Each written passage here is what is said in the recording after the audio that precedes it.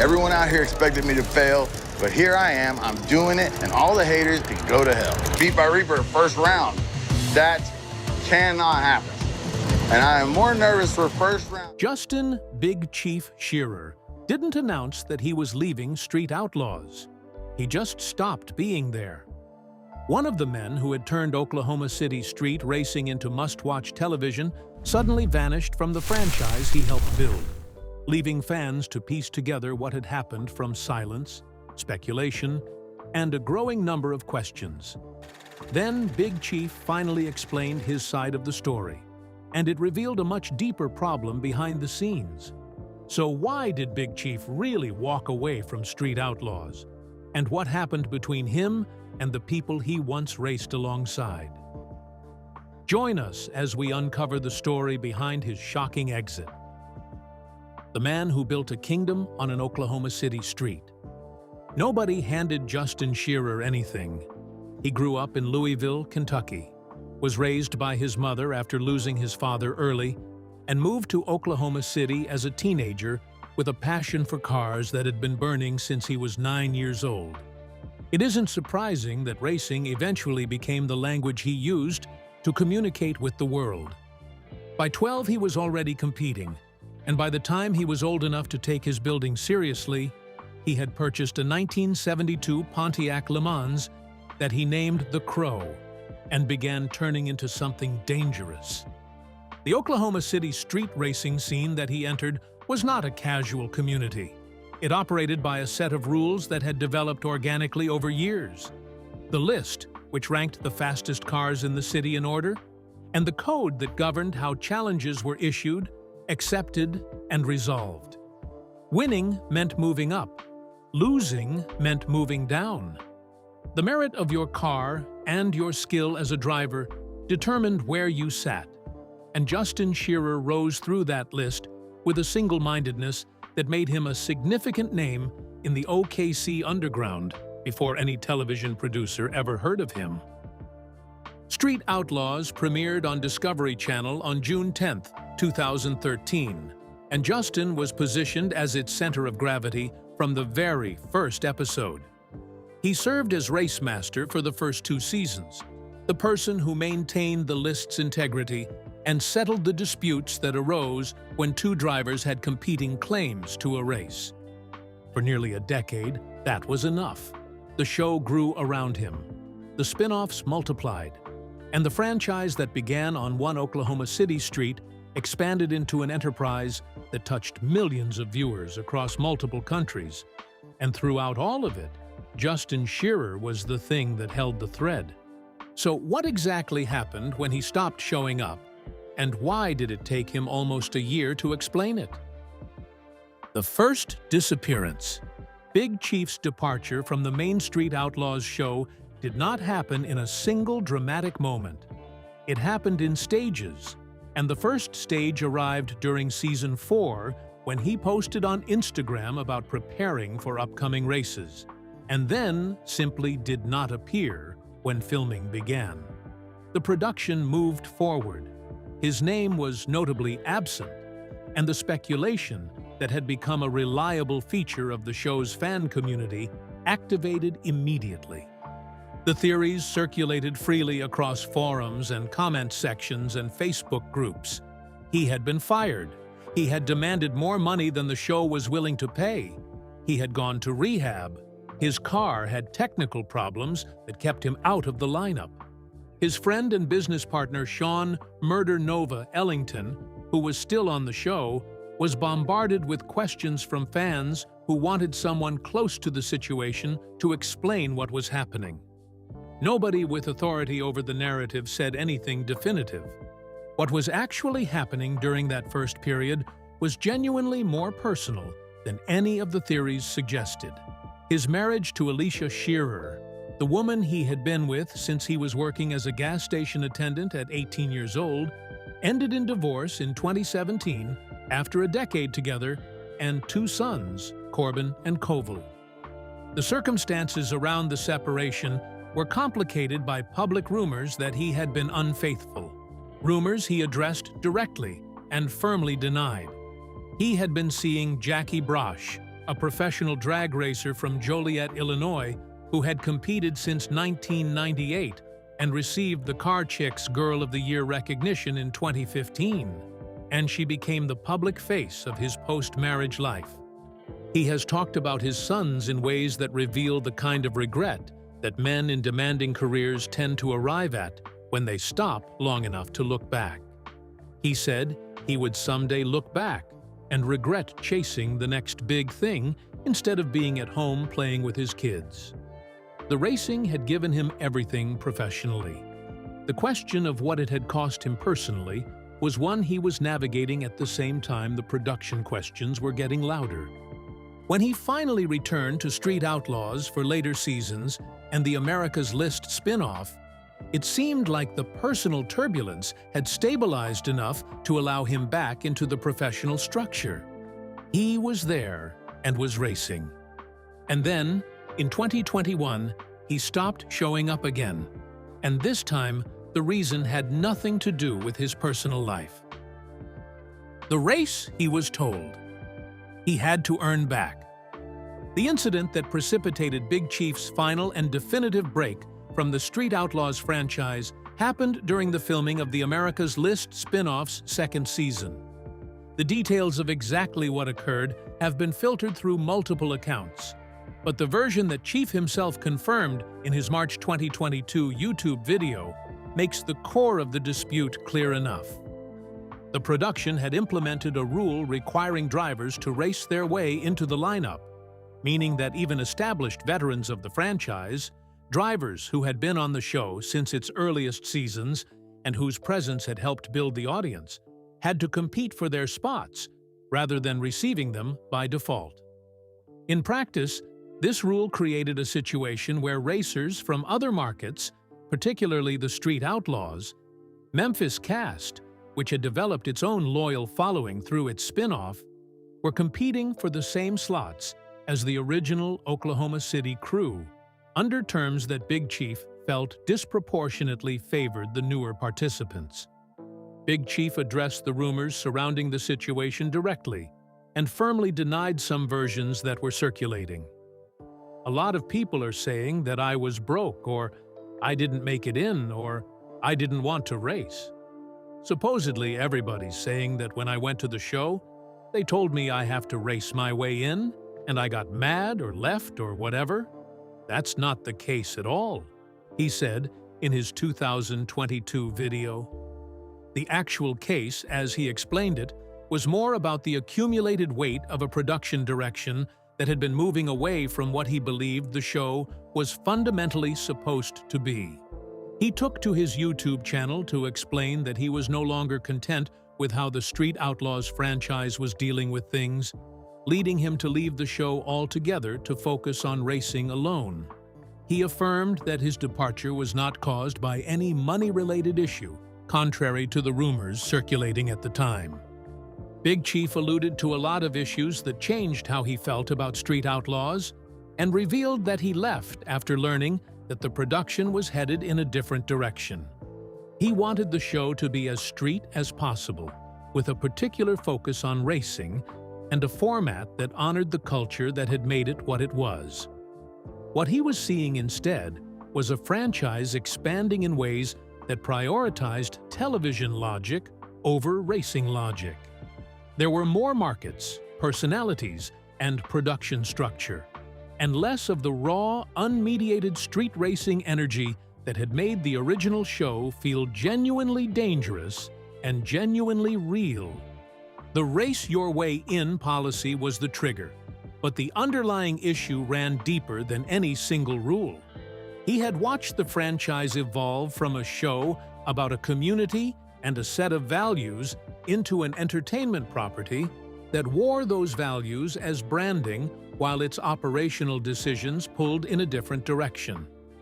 For someone who had been the face of those values, who had articulated them repeatedly to a national audience, and who believed them as deeply as he believed anything, the gap between what the show claimed to be and what it was becoming was one he could not paper over with continued participation. Big Chief had made his position clear. But if his version was the whole story, why did another cast member tell it so differently? The Reaper accusation and the counter-narrative that complicated everything. Big Chief's account of his departure was not the only account circulating, and the competing narrative came from an unexpected source. Reaper, another Street Outlaws cast member, made public statements suggesting that the real reason Big Chief had left was not philosophical disagreement with the production, but rather his behavior on set, specifically that he had made the production uncomfortable for everyone else and that the situation had become professionally untenable. Reaper did not provide extensive detail in his public comments, and the specifics of what he was describing were never fully aired in any public forum. The claim was enough to generate a counter-narrative among fans who had been watching the situation and who now had two incompatible accounts of the same series of events. Big Chief saying the production was moving in a direction he could not follow, and Reaper suggesting the problem was with Big Chief himself rather than the production. Big Chief responded to that counter-narrative without fully engaging with it. In a comment on a YouTube video addressing his exit, he wrote that there was not one specific situation or scenario or person responsible for his departure, and that the exit was the result of a longer accumulation of things rather than any single confrontation or incident. There were also rumors about a feud with the Street Outlaws, Memphis racer named Precious during the America's List filming, and suggestions that Jackie Brosh had been involved in a confrontation as well. Rumors stated that the show removed him due to a feud with another racer named Precious when they began to film America's List, and that even Jackie, Chief's girlfriend, was involved in that altercation. Neither Big Chief nor Precious confirmed those details publicly, and the rumors remained in the ecosystem of fan speculation without official confirmation from anyone directly involved. Big Chief's departure was described by multiple sources as one of the most shocking moments in the show's history, and the rating impact that followed his exit confirmed that the audience agreed with that assessment. Big Chief left behind one of television's biggest racing shows, so where did he go when there were no cameras left to follow him? What he built after walking away. The most revealing thing about what Big Chief did after leaving Street Outlaws is that he did not do what most television personalities do when they exit a major platform. He went back to the version of himself that existed before any camera ever pointed at him. Midwest Street Cars, the Oklahoma City shop he co-owned with Sean Ellington, was already in the process of dissolving as a formal partnership by the time Chief left the show, with Sean moving toward 187 Customs and the Outlaw Syndicate, while Chief maintained the Midwest Street Cars name and the shop. The dissolution was not acrimonious in any way that either man acknowledged publicly. They maintained that the friendship was intact and that the split was simply a matter of different professional directions pulling two people who had always had different instincts toward different destinations. Chief's new build, a twin-turbocharged Pontiac-powered machine, was a direct statement about what he believed racing should be. He was not building something optimized for the sanctioned track events that the Street Outlaws franchise had moved toward after the death of Ryan Fellows during filming in 2022 made illegal street racing impossible to continue on television. He was building something that maintained the characteristics of a street car: the drivability, the adaptability, the rough-edged quality of a machine that has to function in the real world rather than only under controlled conditions. His YouTube channel became the new platform, and what he posted was the kind of content that showed the work rather than just the result.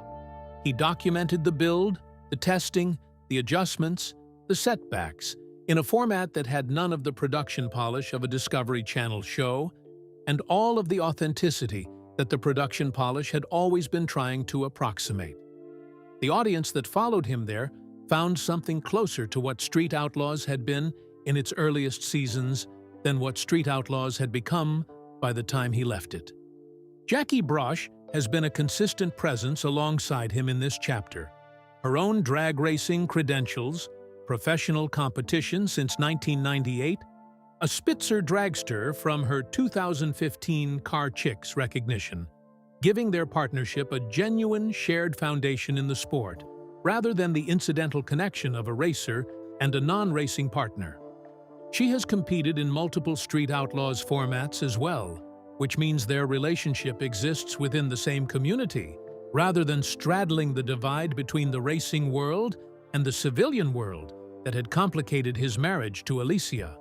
Regarding his sons, whom he has described as his biggest supporters and his most important relationship, the question of whether the decisions he made about his career gave him more time with them or less is one he has continued to sit with publicly.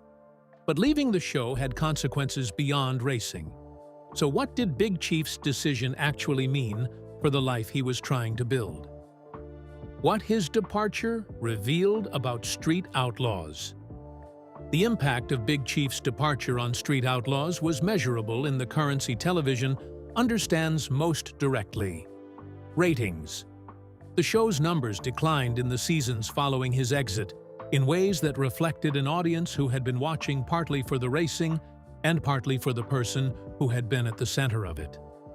The franchise that Big Chief had helped build into a genuinely significant piece of American car culture was navigating the collision of two forces simultaneously: his departure and the death of Ryan Fellows during filming in Las Vegas in August 2022, which ended the illegal street racing format that had been the show's defining characteristic since its first episode. Ryan died behind the wheel of a Nissan 240Z during a race that was being filmed for the show, and the decision that followed to move toward sanctioned track events rather than continue illegal street racing on public roads changed what Street Outlaws fundamentally was at the same moment that its most recognizable face was no longer part of it. Big Chief has never said publicly that he was right and the production was wrong. He has said that the direction it was going was not one he could follow, which is a different and more careful statement.